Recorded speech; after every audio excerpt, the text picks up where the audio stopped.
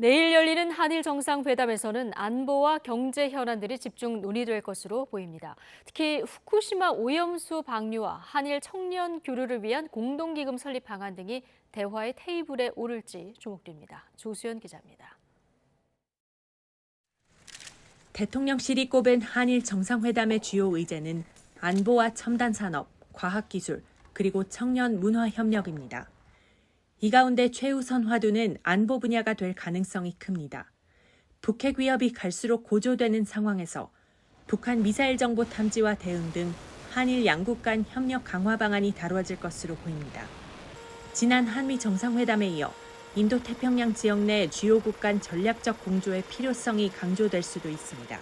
안보 협력의 필요성을 얘기를 하고 그리고 거기서 조금 더 나간다면은 사실은 한일 관계가 아주 안 좋아지기 전에 했던 한일 간의 그런 협력안들이 있습니다. 그러니까 다양한 협의체들이 좀 있었고요. 그리고 예를 들어 함정의 상호 방문 같은 것은 이루어졌었는데 아마 그 정도 수준까지 얘기가 될 것이고 다시 물꼬를 트기 시작한 경제 분야도 관심 의제에서 빼놓을 수 없습니다. 단순히 교류 확대에서 나아가 반도체와 배터리 등 미래 핵심 산업의 공급망 협력을 통해 양국이 공동 이익을 내는 방안을 모색할 것으로 예상됩니다.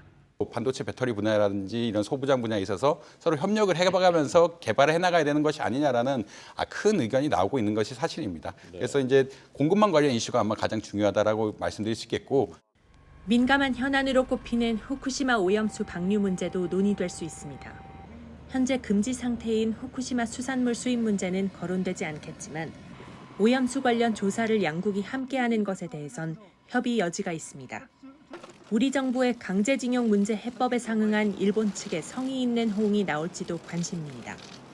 기시다 총리가 김대중 오부치 선언 등 과거사에 대한 기존 입장을 다시 표명할 가능성이 거론되긴 하지만 당장 가시적인 성과가 나올지는 미지수입니다. 대신 두 정상은 한일 관계의 미래지향적 발전을 위해 양국 청년 교류를 위한 공동기금 설립 방안을 먼저 도출할 수 있다는 관측도 나오고 있습니다. YTN 조수연입니다.